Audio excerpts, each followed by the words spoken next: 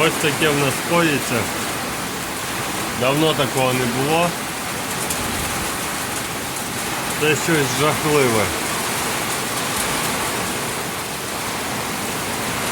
Прямо злива з шквальним вітром. Просто заливає.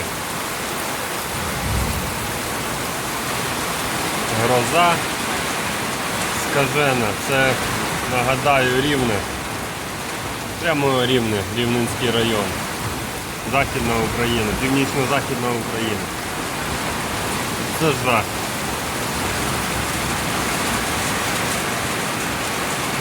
Це просто жах. Було 2-3 дні сонячно, а зараз погода нас доганяє по дощам. Але знаєте, радує хоч що, хоч, дякувати Богу, дощів, граду немає, тільки йдуть дощі.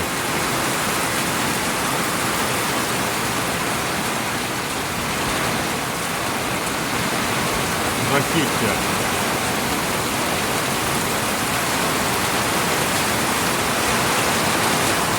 І тут дощ такий, не мілкий, а дощ, краплі дуже великі і густі.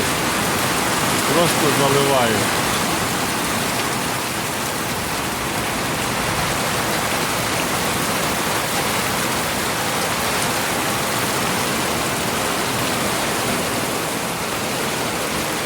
Добре, хоч вітер трошки вщух, а то таке дуло, просто жахіття. О, все, перестає. Вроді би, хоч трошки.